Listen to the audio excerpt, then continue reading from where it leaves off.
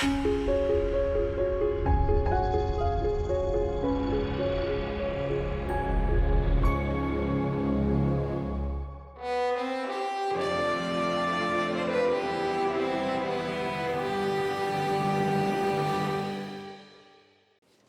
소개 말씀 감사드립니다.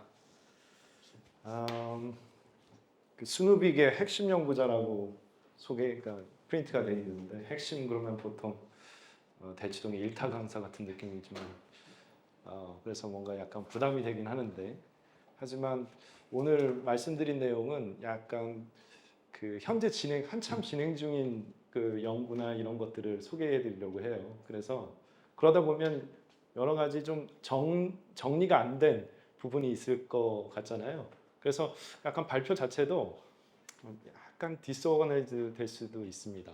근데 이제 이렇게 진행되고 있구나라는 거를 염두에 두시고 들어주시면 좋을 것 같아요. 제가 말씀드린 내용은 사실은 우리 이상훈 교수님께서 이미 다 요약을 해서 말씀 주셨습니다. 트리트먼트 레지스턴트, 치료 저항성 조현병에서의 어떤 그 바이오마커로서 뉴로 이미징 파인딩에 대해서 소개를 시켜드리려고 하는데요. 저는 아까 말씀 주신 것처럼 뇌인지과학과에 있고요. 의과대학 정신과학교실에서 또 이제 겸무를 하고 있고, 또 분당 서울대병원 정신건강의학과에서 환자분을 진료하고 있기도 합니다. 저에 대해서 잠깐 더 소개드리면 저는 이제 분당 서울대병원에서 퍼스트 클리닉을 운영을 하고 있어요. 퍼스트 클리닉이라는 건 뭐냐면 First Episode Psychosis 클리닉입니다. First Episode Psychosis라는 건 뭐냐면 사이코시스, 할루시네이션, 환청, 환시, 망상 이런 걸 처음 경험하시는 분들을 얘기해요. 그런데 그런 분들이 곧 조현병은 아닙니다. 우리가 브레인이라는 것은 보고 느끼고 생각하는 곳이잖아요. 뇌가 아파지게 되면 할루시네이션, 딜루전 같은 것들이 조현병이 아니라도 일어날 수가 있어요. 그렇기 때문에 처음에 그런 경험을 하신 분들 같은 경우 이게 어떤 이유 때문에 일어나는가에 대한 평가가 굉장히 중요합니다. 그 이유에 따라서 치료를 해야 적절하게 치료가 될 거 아니에요? 그렇기 때문에 이 First Episode Psychosis 클리닉은 그런 분들, 처음 경험하시는 분들을 평가하고 진료 계획을 세우는 그런 특수 클리닉이라고 보시면 될 것 같고요. 또 하나는 약간 그랜디어스하게 First Individualized Approach for Safe Treatment. 이제 개별화된 우리 환자분들을 위한 치료를 목표로 한다라는 것을 어떤 그 클리닉의 목표를 나타내기도 해요. 아까 얘기 드린 것처럼 원인을, 그리고 그 어떤 그 서브 타입을 정확하게 알아야 적절한 약물 치료가 들어갈 수가 있고, 약물 또는 하여튼간 약물 치료를 포함한 인터벤션이 들어갈 수가 있게 되고, 그래야 우리 환자분들이 편안하게 건강한 뇌를 다시 회복할 수 있게 됩니다. 그래서 이러한 모토를 세웠고요. 이게 이제 진료와, 그러니까 연구를 확장해서 진료에 적용한다라는 개념으로 저희가 이렇게 그림을 그려봤는데, 이 브레인인 건 아시겠어요? 그리고 반짝반짝 이렇게 표현을 해봤는데, 이거는 이제 저희가 주로 하는 내용이 뉴로케미컬 체인지를 주로 평가를 합니다. 여러 가지 지금 보여드릴 것은 스트럭처 이미지가 많이 있겠지만, 저는 원래 펫을 통해서 퍼지트론 이미션 토모그래피를 통해서 뉴로케미컬 체인지가 어떻게 유발되고 병에서 어떻게 변화되어 있는가를 주로 평가하곤 했었거든요. 그래서 이제 우리 뇌가 밤하늘의 별처럼 반짝반짝 뉴로케미컬 체인지가 있다는 것을 표현하기 위해서 이렇게 좀 해봤습니다. 그리고 그러한 그 연구 방법으로 이제 뉴로사이키아트릭 파마코 이미징 센터, 이제 뭐 저희 연구실의 이름인데 MPIC이라고, 이건 뭐냐면 그런 연구 방법으로서 약물에 대한 우리가 치료제로 쓰고 있는 약물에 대한 뇌 반응이 어떻게 되는가를 이미징 테크닉으로 평가를 하고 있어요. 약이라고 하면 사실 이렇게 볼 수 있습니다. 약이라고 하면 그냥 뭔가 내가 먹어서는 안 될 것 같고 뭔가 나는 필요 없을 것 같고 그렇게 생각할 수도 있잖아요. 근데 그걸 약간 조금 개념을 바꿔보면 약이라는 것은 건강 자원자에서도 어떤 그 세이프티에 대해서 다 테스트를 하거든요. 그리고 나서 시판이 되는 겁니다. 그런 점에서 어떤 면에선 가장 어, 안전한 안전한 브레인을 뭔가 변화시킬 수 있는 챌린지할 수 있는 어떤 케미칼이라고 생각을 하셔도 돼요. 그래서 건강 자원자에서도 약을 투약한 다음에 그 변화가 어떻게 되는가를 볼 수도 있습니다. 그런 점에서 약물이라는 것은 사실 옛날에는 우리 멘탈 일리스라는 것을 그냥 관찰만 했어요. 저 사람이 나타내는 어떤 증상의 어떤 형태, 예, 힘들어하는 모습 이런 것들을 통해서 병을 디스크립션 했습니다. 예를 들면 그리고 원인을 추론을 했어요. 예를 들면 이제 강박증 같은 경우 컨타미네이션 피어, 오염 강박이 있어요. 여기에 뭔가가 손이 닿는데 뭔가 내가 만져서는 안 될 것 같은 그런 그 세균이 있어서 있다는 생각이 문득 드는 거예요. 그래서 계속 손을 씻게 됩니다. 근데 아무리 씻어도 내가 이성적으로는 그렇지 않을 거라고 생각이 되는데 아무리 씻어도 자꾸 그런 끄림직한 어떤 생각들, 그걸 침투적 사고라고 하는데 그런 생각들이 나의 불안을 자극하는 거예요. 그 불안을 없애기 위해서 계속 손을 씻게 됩니다. 근데 옆에서 이 이제 뇌과학이 발달하기 전에는 옆에서 볼 때는 계속 손을 씻으니까 뭔가 속죄하기 위한 행동처럼 보일 수 있죠. 그래서 예전에는 프로이드 시대나 융의 시대 때는 저 사람은 내 마음속에 뭔가 품지 말아야 할 갈등을 판타지를 가지고 있어서 그것을 손을 씻는 행위로 뭔가 속죄하고 있는 모습이 아니냐. 그래서 치료적인 그렇게 해석을 했다면 치료적인 어떤 접근 방법으로서 그걸 그런 생각을 가질 수 있다. 그리고 말로써 표현하게 한다면 좀 더 편안해지지 않을까 하는 시도를 많이 했어요. 그래서 그 카우치에 누워서 여러 가지 자유 현상을 하면서 사실 사회에서는 금기 시대는 여러 가지 판타지에 대해서 버발라이제이션을 할 수 있게끔 그렇게 도와주는 것이 정신치료의 핵심이었습니다. 근데 좋아지지가 않았어요. 그게 아무리 해도 좋아지지가 않았어요. 그 사람을 이해하는 어떤 그 틀로서는 적절 유용할지 몰라도 그런 것들을 치료하는 데 있어서는 그 효과가 그다지 좋지 않았습니다. 아무튼 예전에는 그런 치료법이 없었고 평가할 수 있는 툴이 그냥 관찰하는 거였기 때문에 이렇게 관찰해서 어떤 사람은 스키조프레니아, 어떤 사람은 강박증, 그리고 그 안에 있는 여러 가지 원인에 대해 심리적인 요인에 대해서 추론을 해왔습니다. 그러다가 우연히 약물이 개발이 됐어요. 개발이라는 게 아니라 그냥 우연히 복용하게 됐습니다. 그게 이제 대표적인 게 좀 있으면 또 말씀드리겠지만 안티사이오틱스, 항정신병 약물인데 세계 최초의 항정신병 약물은 원래 마취제로 개발이 됐었습니다. 그 항정신병 약물을 썼었던 세계 최초로 썼었던 분이 또 이제 프랑스의 신경외과 의사세요.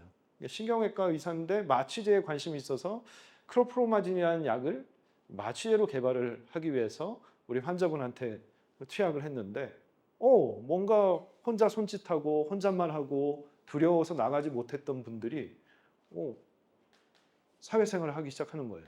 그래서 세계 최초로 안티사이오틱 이펙트를 보고를 하게 됩니다. 근데 그게 왜 그런 효과가 있는지에 대해서는 전혀 알지 못했어요. 일단 약을 써보니까 좋아지더라. 그래서 하기 시작한 게 뭐냐면 그럼 이 약이 어떤 작용을 할까? 어떤 특성을 가지고 있을까? 라는 식의 연구를 진행하게 됩니다. 그래서 이제 나온 게 안티사이오틱스를 연구하다 보니까 이게 도파민이라는 시스템, 우리 뇌에 도파민이라는 시스템에 작용을 하는구나. 그래서 조현병에서의 도파민 가설이 도파민 시스템의 임밸런스 때문에 생기는 것이 조현병이다 라고 하는 그런 도파민 가설이 나왔고, 아까 얘기 드린 강박증이라는 것은요, 세계 최초로 썼던 게 그 치료제로 사용했던 게 TCA라는 겁니다.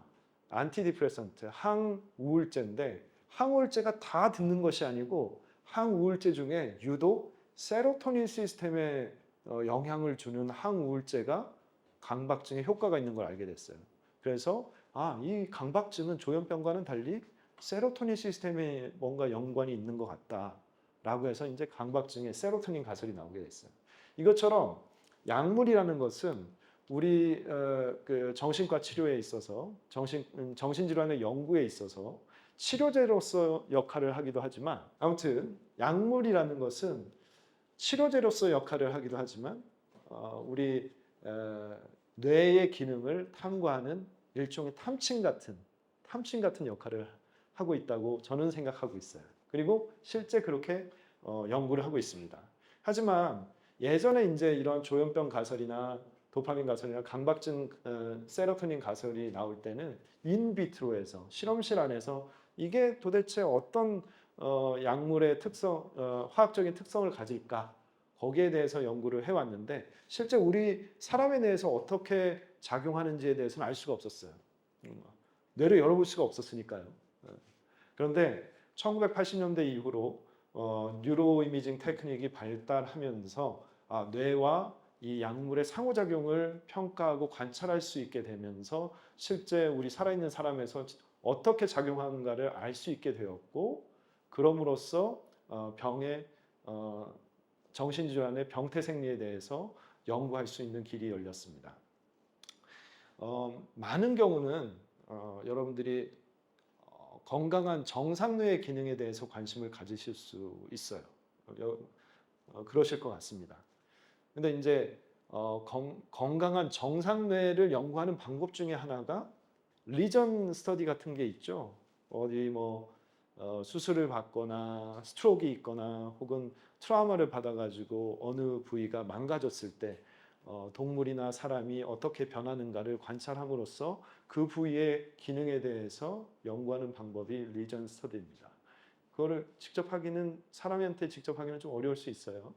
그것과 마찬가지로 병에 대한 탐구는 반대편에 있는 건강한 뇌에 대한 어떤 뇌 기능에 대한 그 연구를 보완해 주는 역할을 한다라고 보시면 좋을 것 같아요. 네.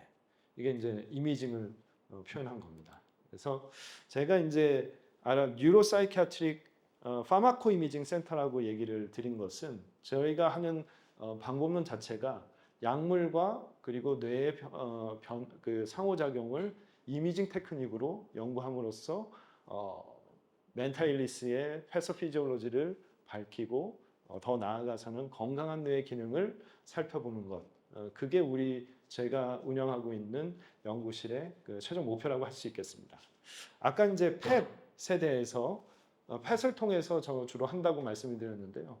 좀 이따 설명을 드리겠지만 펫은 여러 가지 바이올로지컬 프로세스에 대해서 팔로우 해가지고 트래킹을 해가지고 어떤 그 바이올로지컬 프로세스가 일어나는가에 대해서 평가할 수 있게 돼요. 그리고 뉴로케미컬 체인지를 평가할 수 있는 유용한 툴 중에 하나입니다. 그런데 그거의 단점은 뭐냐면 사이클로트론이 온 사이트에 있어야 되고요. 그리고 그걸 리간드라고 하는데 몸에 주입하는 약물을 그 리간드를 합성할 수 있는 라디오 케미스트리가 옆에 또 있어야 됩니다.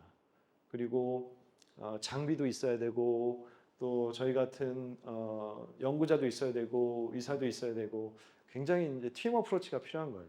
그래서 대형 병원에는 보통 있지만 중소형 병원에서는 그거를 두기가 좀 어려운 그런 연구 또는 평가 장비입니다. 그에 비해서 MRI는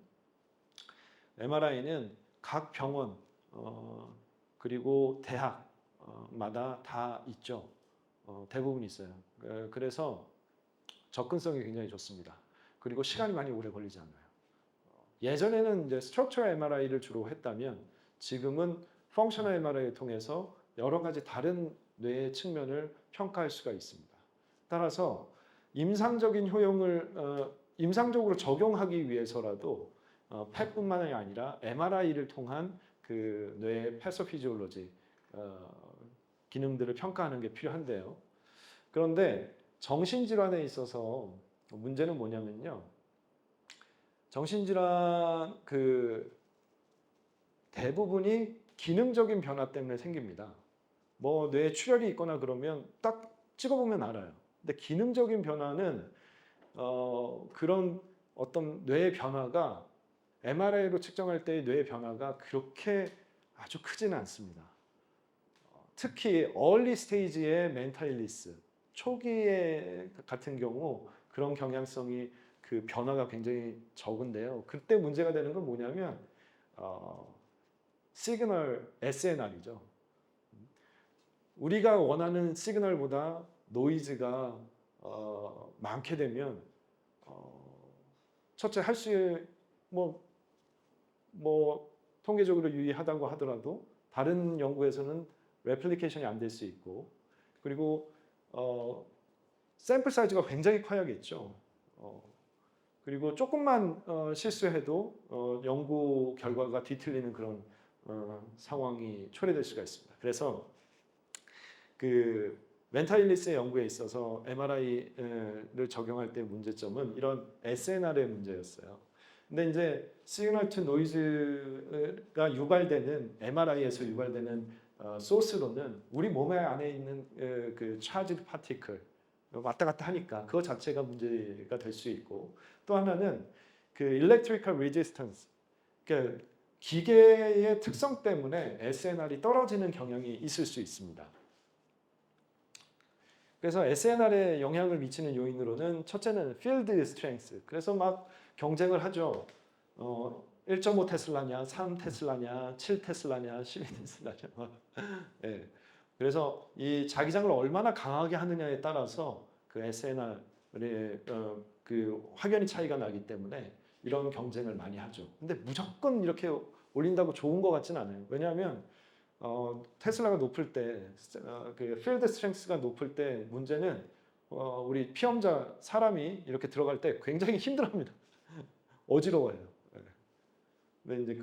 근데 이제 높긴 그것만 참으면 좀 괜찮겠죠. 근데 아무튼 그런 어려움이 있다. 그래서 1.5 테슬라에 비해서 3 테슬라가 훨씬 좋은 SNR을 가질 수밖에 없겠죠. 또 하나는 RF 코일입니다. 그 시그널을 받아들이는 RF 코일의 성능에 따라서 혹은 개수에 따라서 SNR이 차이가 있는데 많으면 많을수록 좋겠죠. 시그널을 많이 받아들이니까. 그리고 또 하나는 TRT, Repetition Time과 Echo Time. 이거는 옆에 보시면 에코 타임이 짧을수록 훨씬 SNR이 좋아요. 그리고 Repetition 타임이 길수록 SNR이 좋고. 그냥 저도 잘 모릅니다. 외웠기 때문에 우리 자세한 그 MRI 피직스에 대해서 우리 이종훈 교수님께 나중에 여쭤보면 좋을 것 같고요. 또 하나는 이제 그 view, field of view 이게 이제 복셀이 커지면 여기서 나오는 시그널이 훨씬 많겠죠. 네. 단순합니다. 네. 이러한 차이가 SNR에 영향을 미치게 되는데요. 제가 지멘스에서 나온 것은 아니고 저희가 설치한 시마X 같은 경우 이런 단점을 개선을 해서 SNR 측면에서 굉장히 우수한 성능을 보이는 것으로 되어 있고요. 필드 스트렝스 측면에서 균일한 자장 분포를 통해서 노이즈를 최소화하고 신호를 안정화하고 그래서 동일한 3T에 비해서 더 높은 SNR을 보이고 필드 오브 뷰도 넓은 필드 오브 뷰를 제공을 하고 RF 코일도 훨씬 좋은 거를 써서 신호 수집 효율이 높고 잡음이 떨어진다. 결국은 SNR이 올라간다는 겁니다. 그리고 TRT도 SNR의 높일 수 있는데 최적화되어 있고요. 이런 측면에서 제가 이제 우리 서울대에 시마엑스가 설치된다고 해서 굉장히 기대를 하고 있고요. 멘탈 illness 연구에 있어서 큰 도움이 되지 않을까라는 생각을 하고 있습니다. 너무 길었죠? 그래서 이제 본격적으로 말씀을 드리면 아까 말씀드린 것처럼 뭔가 허공에 손을 뻗치고 혼잣말을 하고 그런 사람들 예전에는 어디 갔을까요? 지금은 언덕 위의 하얀 집이라고 불리지만 예전에는 수용소에 갔습니다. 왜냐하면 나랑 다른 사람이라고 생각이 됐기 때문에 우리 사람들은 다르게 느껴지면 두려워해요. 그래서 저 사람들을 가까이 하면 안 되겠다. 그래서 어사일럼이라고 하고 있는 우리나라랑 똑같아요. 외진 곳. 언덕 위의 하얀 집 그렇게 표현이 돼 있잖아요. 예전에 있었던 우리나라의 현실이었습니다. 멘탈 하스피털에. 근데 이제 유럽에서도 그런 수용소에 있었고 또 하나는 그런 사람들이 우리가 두려우면 모를 때 두려웠거든요. 그래서 뭔가를 해석을 해야 됩니다. 그래야 해결 방법을 생각해낼 수 있어요. 그래서 처음에 혼잣말하고 누군가 얘기하고 이런 사람들을 종교적으로 해석을 했어요. 이제 뭐 빙이 되었다, 귀신이 우리나라도 아직까지 있는 그런 경우가 있어요. 뭐 그래서 안수기도 받고 굿하고 뭐 또는 그런 좋지 않은 힘에 뭔가 속해 있으면 안 좋은 큰 힘을 가질 거라고 생각할 수 있잖아요. 그래서 묶어놨습니다. 지금 여기 보이는 것처럼. 그리고 고문을 했어요. 그 악귀를 없애기 위해서. 그래서 여기 보이는 이 조각상은 영국 그 세계 최초의 멘탈 하스피털이라고 불리는 그 곳에 있는 그 조각상인데요. 옛날에 우리 멘탈 일리스를 가지고 있는 환자분들의 처우를 보여주는 그런 조각상입니다. 그러다가 이분이 1950년도에 항정신병 약물이 처음으로 발견이 되었고 그리고 펫을 포함한 여러 가지 그 뉴로이미징 테크닉이 개발이 돼서 우리 뇌에서 어떤 문제가 있어서 조현병과 같은 사이코틱 심텀이 일어나는가에 대해서 연구를 하기 시작했고요. 지금은 시냅스 수준에서 뭔가 도파민 임밸런스가 맞는데 프리 시냅틱이냐, 프리 시냅틱 도파민 액티비티의 문제냐, 포스트 시냅틱 도파민 리셉터의 문제냐 이런 수준까지 지금 그 병인론이 밝혀지고 있습니다. 그러니까 이거는 확실히 병이에요. 병이기 때문에 치료될 수가 있습니다. 그런데 더 나은 치료를 위해서 치료제의 개발은 아직 필요한 상황이에요.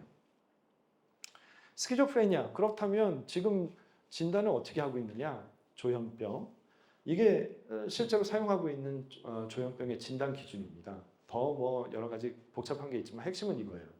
이 characteristic symptom이 있어요. delusion, hallucination, disorganized speech. disorganized speech가 이게 와해된 언어라고 우리나라 말로 표현합니다. 그게 뭘까요?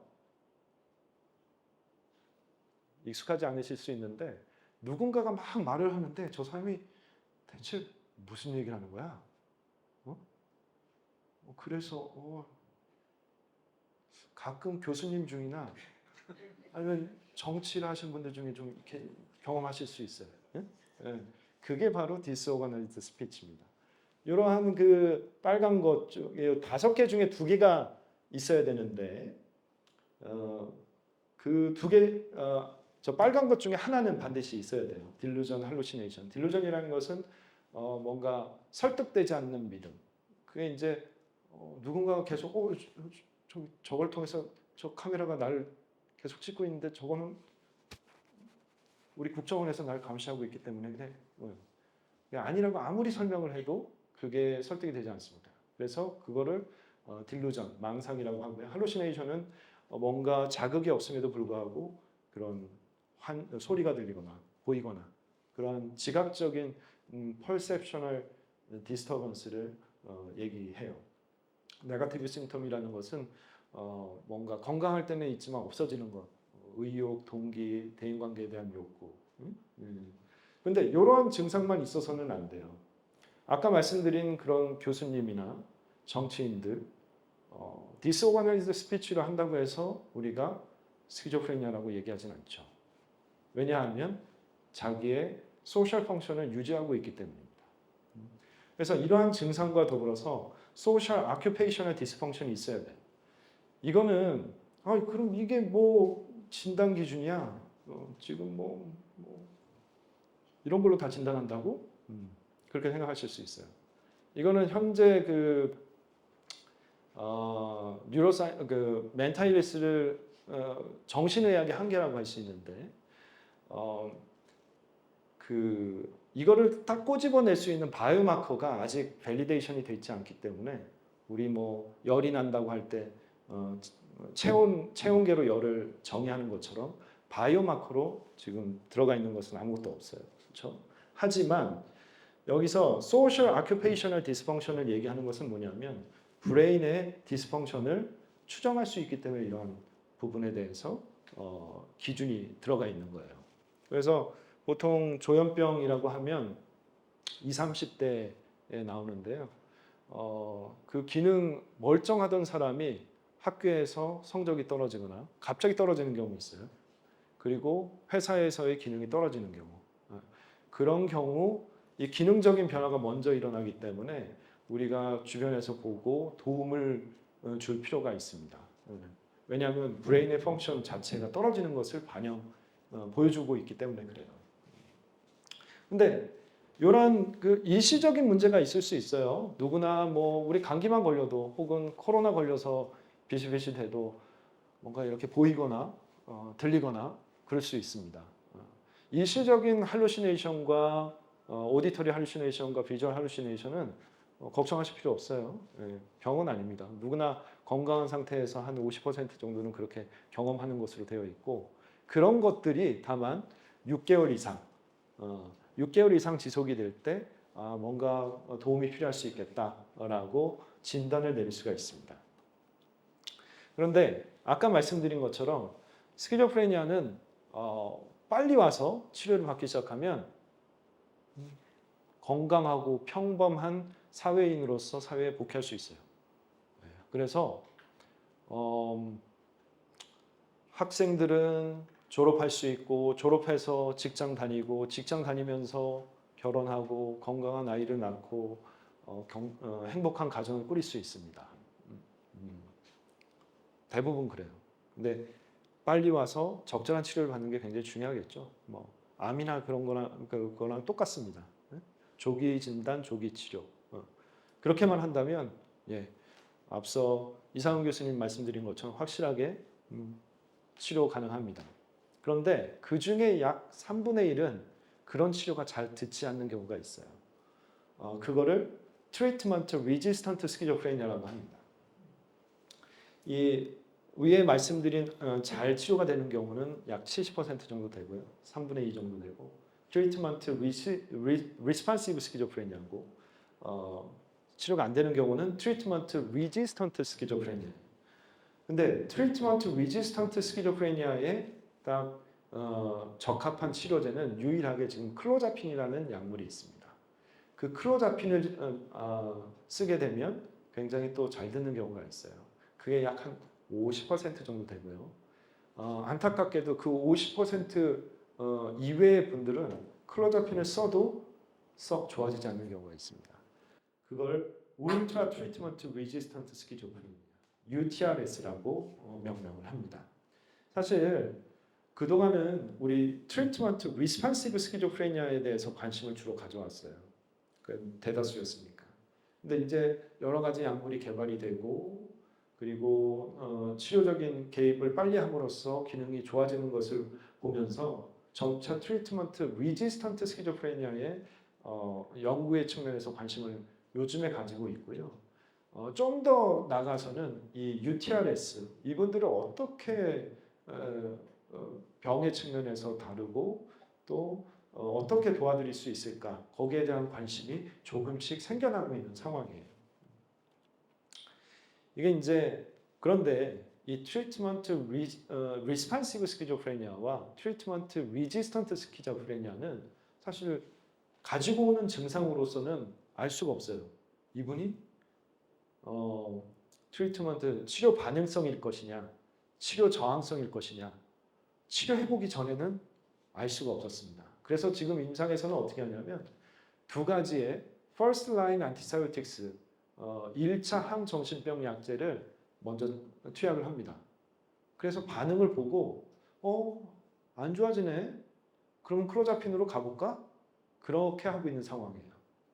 그런데 그러다 보니까 어떤 일이 생기냐면 치료가 늦어져요.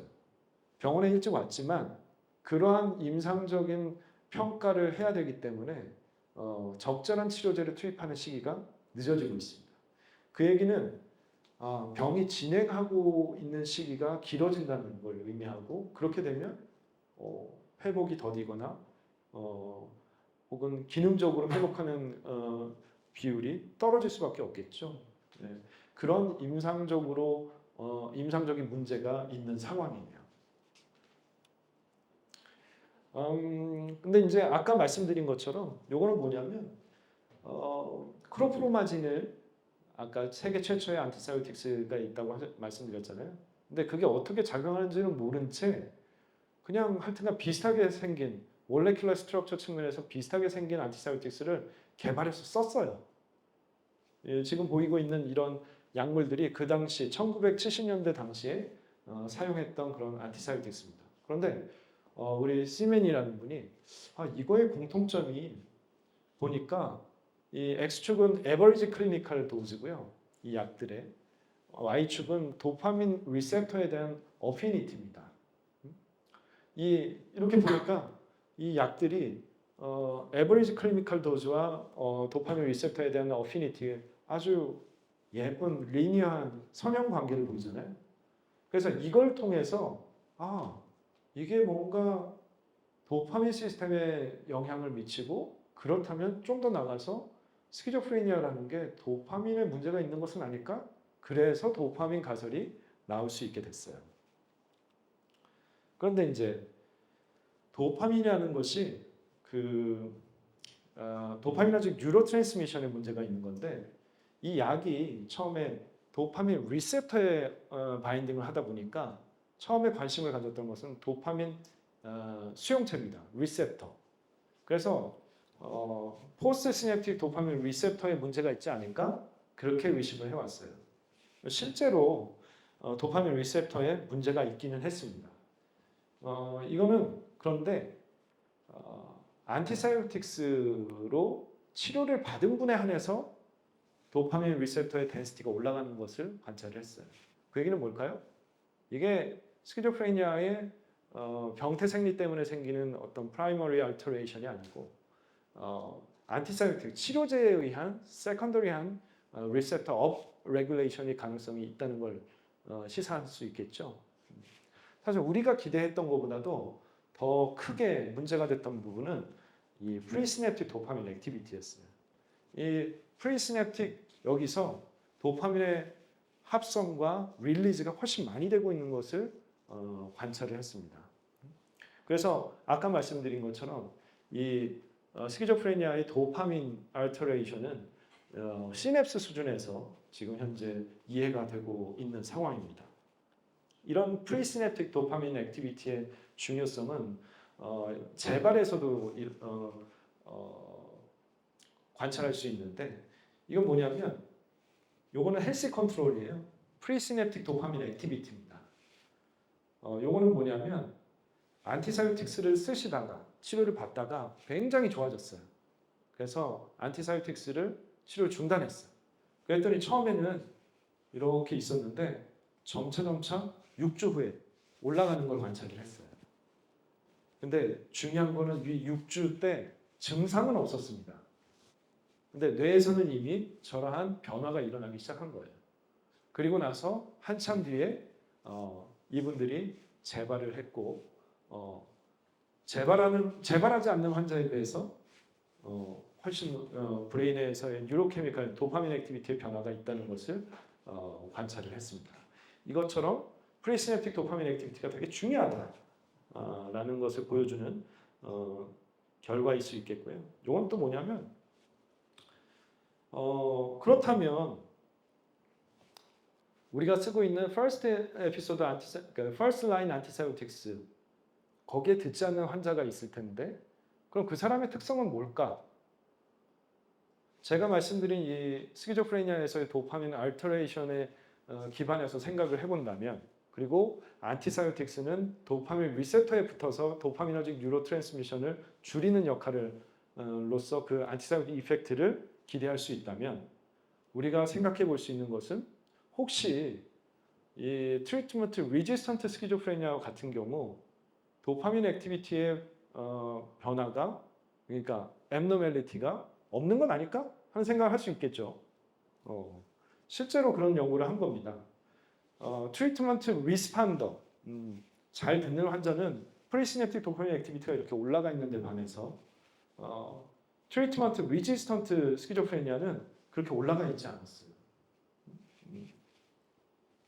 이것도 마찬가지로 클로자핀 그룹이라는 것은 클로자핀으로 치료를 한 트리트먼트 리지스턴트 스키조프레니아입니다. 그리고 퍼스트 라인 안티사이오틱 그룹이라는 것은 퍼스트 라인 안티사이오틱스로 치료를 했을 때 좋아진 환자 그룹이에요. 여기서 보시는 것처럼 클로자핀 그룹은 이렇게 프리시냅틱 도파민 액티비티가 떨어져 있는 것을 볼 수 있어요. 높지 않다고 표현하는 게 더 정확할 것 같습니다. 그래서 이런 것들을 통해서 이 트리트먼트 리지스턴트 스키조프레니아는 이 도파민 액티비티의 변화가 아니라 뭔가 다른 게 있지 않을까 하는 생각을 해볼 수 있겠죠. 그래서 치료가 안 되는 건 아닐까? 그렇게 생각해 볼 수 있을 거예요. 근데 이제 아까 말씀드린 이게 이제 펫을 진행하는 과정인데 이게 스캐너가 있고 리간드를 인젝션 해가지고 약 80분 동안 보이게 됩니다. 그래서 그 리간드의 액티비티를 측정하게 되는데 그래서 이거를 굉장히 좀 피저블하지가 않아요.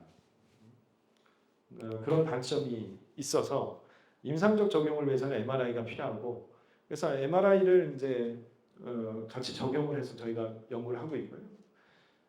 도파민 액티비티, 프리시냅틱 도파민 액티비티가 올라간 퍼스트 라인 안티사이오틱에 반응하는 치료 반응성 그룹 같은 경우 도파민 액티비티가 올라가 있는데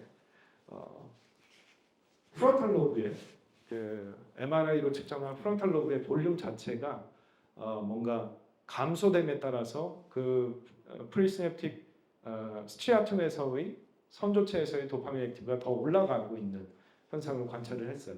그 얘기는 뭐냐면 우리 프론탈 로브가 그 뇌 안에 있는 선조체 액티비티를 이렇게 고삐를 주고 조절하고 있는데 그게 잘 안 되는 경우 도파민 액티비티가 막 날뛰게 되고 그것으로서 사이코틱 심텀이 일어나더라. 하지만 그런 관계가 트리트먼트 리지스턴트 스키조프레니아에서는 관찰되지 않은 것을 보았고 또 이거는 뭐냐면 펑셔널 MRI를 통해서 펑셔널 커넥티비티를 본 거예요. 프론탈 로브와 그 안에 있는 스치아툼의 펑셔널 커넥티비티.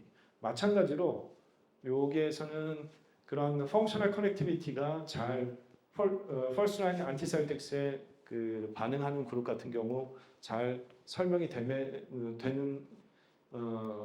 되지만 클로자핀이 필요한 트리트먼트 리지스턴트 스키조프레니아 같은 경우 그런 관계를 관찰할 수 없었다. 이 얘기는 뭐냐면 두 가지를 보면 임상적으로 보이는 것은 동일하게 보일지라도 병인론의 측면에서는 서로 다른 병이다. 그래서 다른 치료가 필요하다라는 것을 보여주는 연구 결과를 할 수 있겠고 그래서 사실은 시간이 많이 지나서 요거는 정리하는 파일입니다만 트리트먼트 리지스턴트 스키조프레니아는 조금 더 코티칼 시크니스가 조금 다르고요. 그리고 클로자핀 리스판스 같은 경우 뇌가 조금 더 통통한 사람이 클로자핀에 대한 반응성이 더 좋더라. 그 정도가 현재까지 밝혀져 있는 연구 결과고 그렇기 때문에 아직은 블루오션이라고 할 수 있겠습니다. 이게 이제 가바와 MRI를 통해서 측정할 수 있는 뉴로케미칼 체인지는 가바 또는 글루타메이트 시스템이거든요. MRS를 통해서. 제가 관심을 더 갖게 된 것은 MRS를 적용하는 데 있어서 중요한 거는 그야말로 시그널 투 SNR이에요. 그게 좋지 않으면 여러 가지 노이즈가 섞여서 정확한 평가가 좀 어렵습니다. 이게 그걸 보여주고 있는데 이거는 이렇게 이해하시면 돼요. 아직 일관된 컨시스턴트한 그 가바와 글루타메이트 시스템의 알터레이션이 스키조프레니아와 그 트리트먼트 레지스턴트 스키조프레니아에서 보고되지는 않는 것 같다라고 이해하시면 돼요. 그렇기 때문에 지금 우리가 설치한 시마X, SNR이 좋은 시마X가 기대되는 이유입니다. 아까 이제 말씀드린 것처럼 클로자핀 그 안티사이오틱스의 특성을 통해서 도파민 가설을 도출해낼 수 있었잖아요. 그런데 이제 TRS, 트리트먼트 레지스턴트 스키조프레니아의 치료제로 사용하고 있는 클로자핀을 연구한다면 클로자핀의 특성을 통해서 트리트먼트 레지스턴트 스키조프레니아의 패소피지올로지를 이해할 수 있지 않겠어요?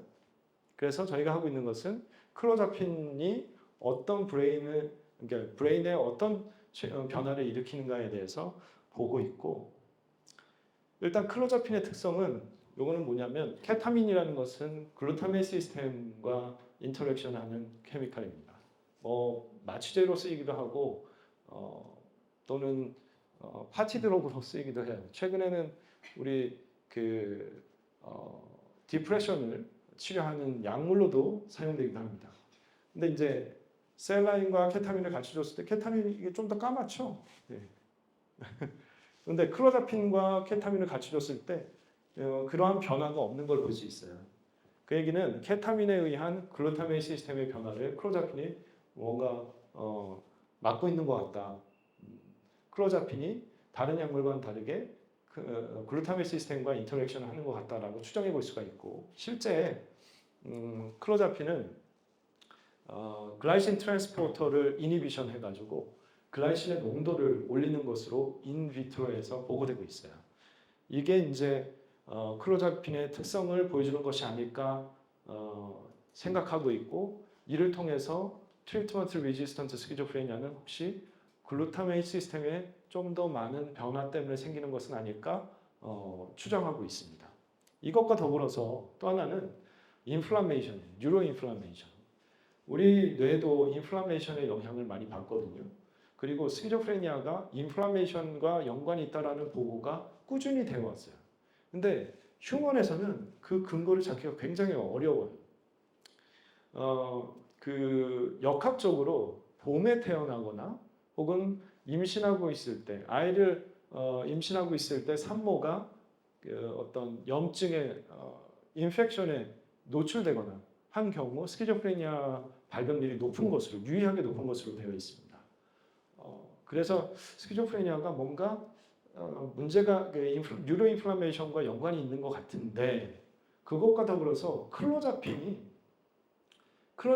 그러한 인플라메이션의 으로 연관되는 변화를 노멀리제이션을 시킨다라고 보고되고 있습니다. 그래서 이러한 부분이 스키조프레니아에서 특히 TRS에서 뉴로 인플라메이션에 뭔가 역할을 하고 있는 것이 아니냐 추정하고 있는 부분이기도 해요. 실제 클로자핀은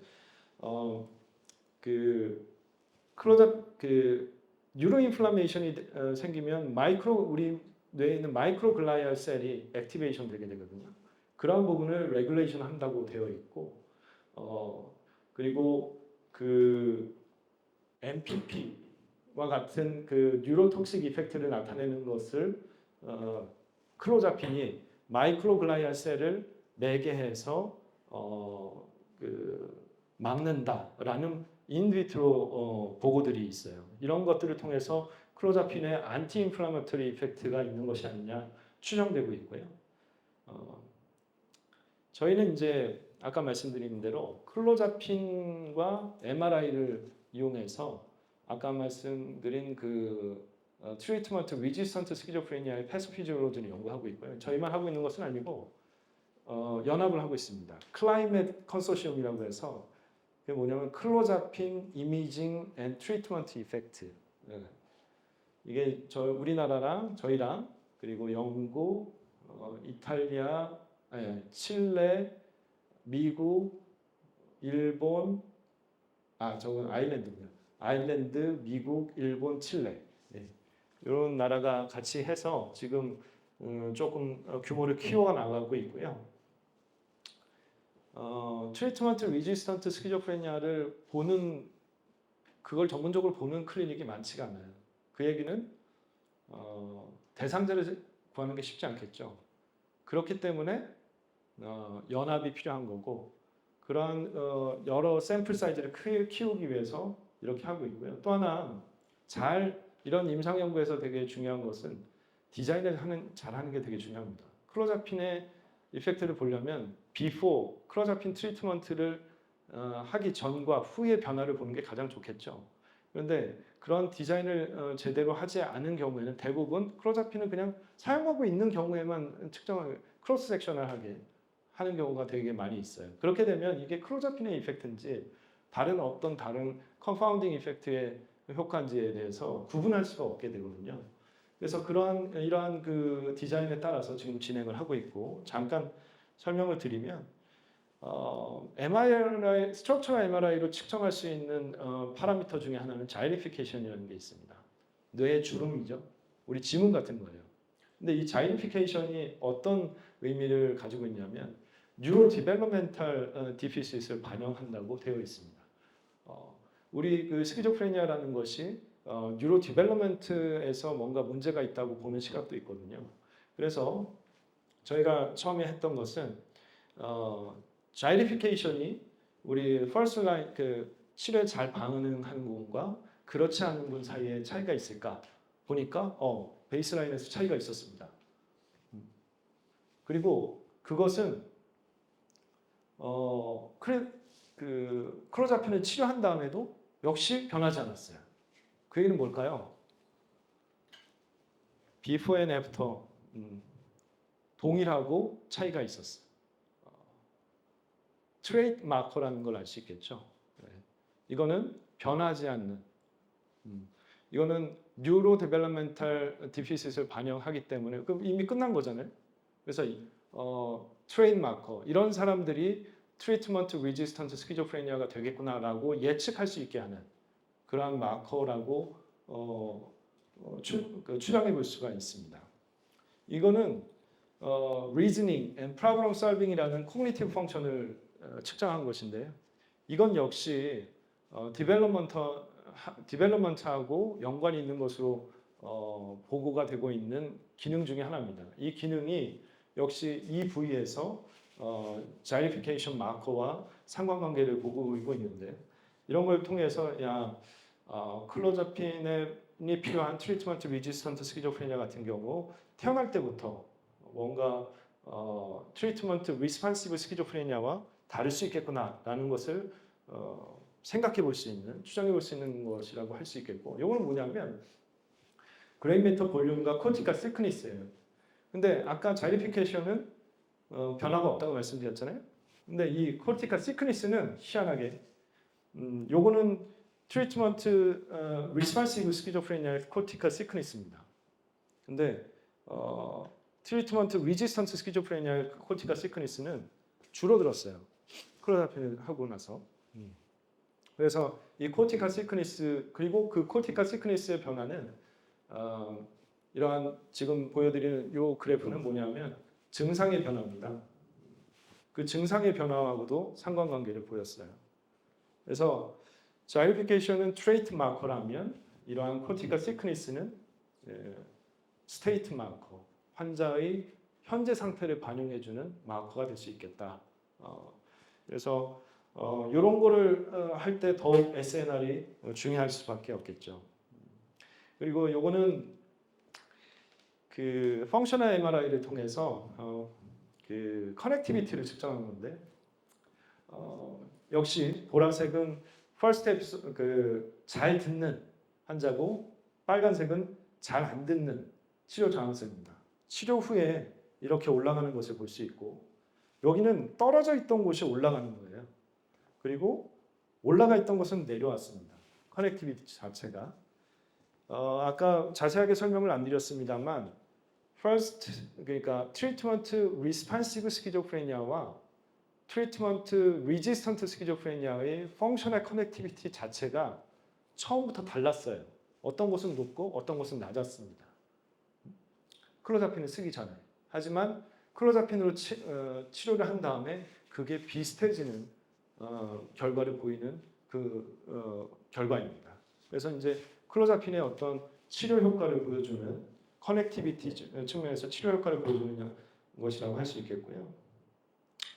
근데 이제 어떤 볼륨의 변화나 그리고 thickness의 변화 이게 볼륨이 변하면 그 안에 뭔가 변화가 있기 때문에 그럴 수 있겠죠. 마이크로 스트럭처의 변화를 통해서 마크로 스트럭처의 어떤 파라미터들이 변화될 겁니다. 이 마이크로 스트럭처 인바이런먼트를 평가할 수 있는 기법 중에 하나가 DKI라는 게 있어요. 이런 DKI에 관심을 가지게 된 것은 아까 말씀드린 뉴로 인플라메이션이 생기게 되면 마이크로글리아 셀이 액티베이션 되거나 뭔가 부산물이 나와서 그 마이크로 스트럭처 인바이런먼트가 바뀔 수 있거든요. 그게 선행되지 않을까 하는 생각에 진행을 했었고 실제로 DKI를 측정을 했을 때 클로자핀을 쓰지 않는 군입니다. 원래 잘 듣는 군, 클로자핀을 쓴 군. 클로자핀을 쓰지 않을 때와 쓴 다음에 치료한 다음에 이러한 DKI 파라미터가 확 변경되는 것을 볼 수 있어요. 좀 더 디스커션을 해야 되겠지만 이게 이제 클로자핀의 안티 인플라메터리 이펙트를 반영하고 있는 것이 아닌가 추정해 볼 수 있는 결과라고 할 수 있겠습니다. 더불어서 그런데 이제 DKI뿐만이 아니라 그 텍스처 애널리시스라는 게 있어요. 복셀의 어떤 그 그레이 인텐시티, 그레이 시그널 인텐시티를 상호작용에 대한 정보를 통해서 텍스처를 반영하는 것인데 여기는 조금 더 나간 겁니다. 저희 이제 올해 졸업한 엊그제 졸업한 조원희 학생이 분석한 건데요. 요거는 트리트먼트 리스판시브 스키조프레니아고 비포 앤 애프터 다 큰 변화가 없죠. 근데 요거는 클로자핀에 반응하는 군입니다. 요거는 클로자핀에 반응하지는 않았던 군. 근데 재밌는 것은 똑같이 변했죠. 이게 클로자핀의 이펙트일 것 같아요. 텍스처 측면에서 변화를 시키는 마이크로 스트럭처 인바이런먼트를 변화시키는 무언가를 이펙트가 있다는 것을 보여주는 연구 결과입니다.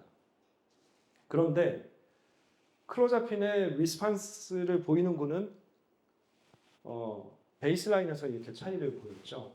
그래서 뭔가 클로자핀에 반응하는 군과 그렇지 않은 UTRS 같은 경우 그 치료 전부터 그 마이크로 인플라메이션을 포함한 마이크로 스트럭처 인바이런먼트에서 차이를 보이는 것이 아닌가를 보여주는 연구 결과라고 할 수 있겠고요. 이건 뭐 좀 복잡하기 때문에 나중에 발표가 된 다음에 디스커션을 보시면 좋을 것 같습니다. 예, 뭐 사실 마이크로 스트럭처, 뭐 MRI의 변화 그거는 이제 어떤 치료자로서 평가를 하기 위한 바이오마커의 의미가 있지만 더 중요한 것은 환자 입장에서 중요한 건 기능의 회복이잖아요. 그 기능의 회복 측면에서 보면 그 클로자핀을 썼을 때 클로자핀에 반응하는 분은 증상의 변화뿐만이 아니라 인지 기능의 변화도 확 좋아지는 것을 볼 수 있어요. 요거는 이제 클로자핀에 반응하는 군이고 요거는 원래 그냥 안티사이틱스를 썼던 잘 듣는 군입니다.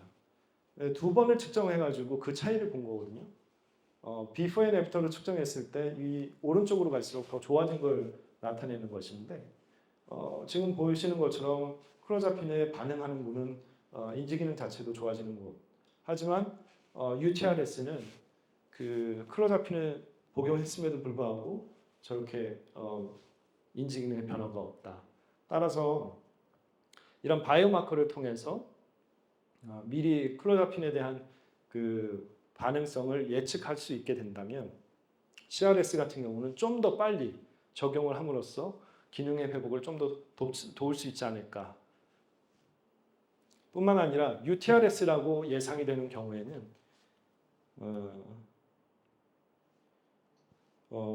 요거는 뭐냐면 최근에 이제 나온 클로자핀 이외에 적용할 수 있는 약이 뭐가 있을까에 대한 논문이에요. 이러한 연구 결과를 기반으로 해서 UTRS의 어떤 그 패소피지올로지를 추정하게 되고 거기에 맞는 약제를 투약하게 된다면 그 사람이 빨리 회복하는 데 도움이 될 수 있겠죠. 말씀드린 그러한 백그라운드를 가지고 지금까지는